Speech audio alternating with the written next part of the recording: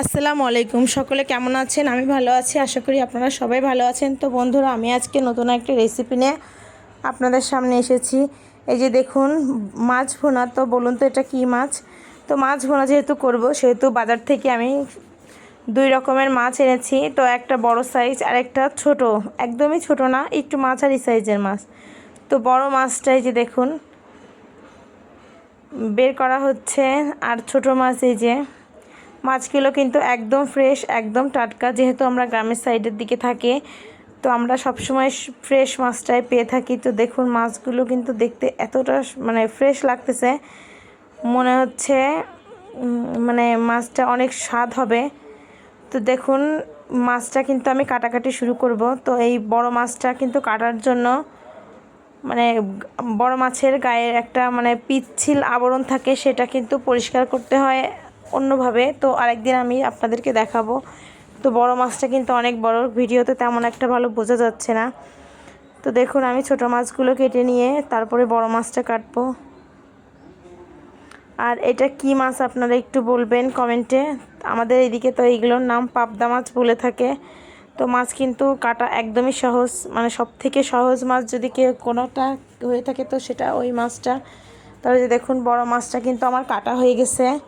তো রান্নার জন্য নিয়ে এসেছি। দেখুন, মাছটা কিন্তু আমি অন্য রকমভাবে রান্না করব। তো আশা করি আপনাদের ভালো লাগবে, পুরো ভিডিওটা জুড়ে আমার সঙ্গে থাকবেন। তো মাছটা রান্না করার জন্য প্রথমে কড়াইয়ে তেল দিয়ে এলাচ দারচিনি দিয়ে দেব। এরপরে যে আমি বাটা মশলাটা রেখেছি, পেঁয়াজ, রসুন, আদা এবং জিরা, শুধুমাত্র এই কয়টা জিনিসই ব্যবহার করব। আর মরিচের গুঁড়া ব্যবহার করব আমি রান্নাতে। আশা করি আপনারা বাসায় এভাবে রান্না করে খেলে অবশ্যই স্বাদ পাবেন। তো ভিন্ন ধরনের একটা রান্না ট্রাই করলাম, তো খেতে কিন্তু মাশাআল্লাহ ভালোই হয়েছিল। তো আপনারা অবশ্যই বাসায় ট্রাই করবেন। আর যারা আমার চ্যানেলে নতুন, এখনও চ্যানেলটাকে সাবস্ক্রাইব করেননি, অবশ্যই চ্যানেলটা সাবস্ক্রাইব করে আমার পাশে থাকবেন। তো যে দেখুন, আমি কিন্তু একে একে হলুদের গুঁড়া, মরিচের গুঁড়া, লবণ সবই দিয়ে দিচ্ছি। এটা দিয়ে কিন্তু মশলাটা ভালোভাবে কষাতে হবে। আর মাছটা কিন্তু আমি কোনো রকম ভাজাভাজি করিনি, এটা কিন্তু মশলা কষানোর সময় দিয়ে দিতে হবে। তো দেখুন, আমি কিন্তু মরিচের গুঁড়া ব্যবহার করতেছি রান্নায়, এবং কিছু কাঁচা মরিচ চিরাও ব্যবহার করব। তো মশলা কষাতে হবে কিন্তু খুব সুন্দরভাবে। আর আপনারা কিন্তু ভিডিও দেখে লাইক করতে ভুলে যান, অবশ্যই ভিডিওতে একটা লাইক করে দেবেন। তো যে দেখুন, মশলাটা কিন্তু খুব ভালোভাবে কষানো হচ্ছে। তো এই মশলাটা কষানো হলে সামান্য একটু পানি দিয়ে দেব।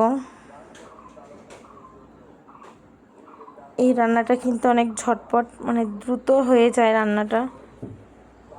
তো যারা ঝটপট খুব তাড়াতাড়ি একটা সুস্বাদু খাবার খেতে চান, তো তারা এভাবে রান্নাটা বাড়িতে ট্রাই করে দেখতে পারেন। যে কোনো মাছ দিয়ে হবে, বড় মাছ হলেই হলো। তো যে দেখুন, ঝোলটা কিন্তু সুন্দরভাবে ফুটে উঠেছে। এরপরে আমি মাছগুলো দিয়ে দেব, সবগুলো মাছ দিয়ে দেব। মাছটা কিন্তু কোনো রকম ভাজাভাজি ঝামেলা ছাড়াই সবগুলো মাছ দিয়ে কিন্তু আমি ঢাকা দিয়ে রান্না করব।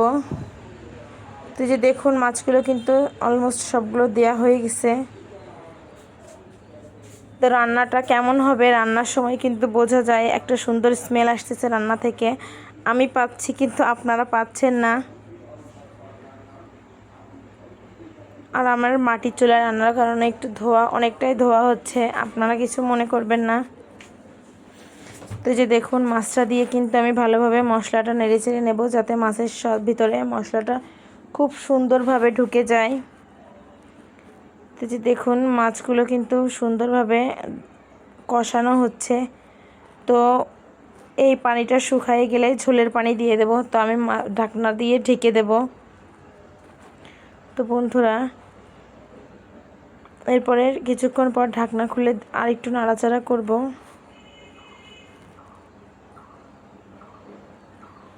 যাতে মশলাটা মাছের এপাশ ওপাশ খুব সুন্দরভাবে মিশে যায়। তো তো এরপরে আমি কিছু কাঁচা লঙ্কা চিড়ে রেখেছিলাম সেটা দিয়ে দেব, দিয়ে একটু ভালো করে নাড়াচাড়া করে নেব।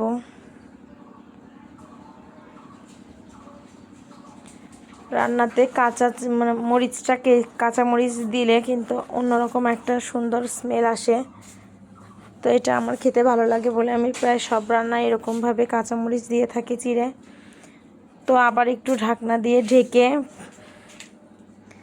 দেওয়ার পরে সামান্য একটু পানি দেবো। এই পানিটা একটু পরিমাণে মানে একটু শুকিয়ে আসলে কিন্তু আমার রান্নাটা হয়ে যাবে। তো বন্ধুরা, এই যে দেখুন আমার পানিটা শুকিয়ে গেছে, আমি তরকারিটা নামিয়ে নিয়েছি। তরকারিটার কালারটা মাশাআল্লাহ অনেক সুন্দর এসেছে। তো বন্ধুরা, সবাই ভালো থাকবেন। আমার রান্নাটা কেমন হলো অবশ্যই কমেন্টে জানাবেন।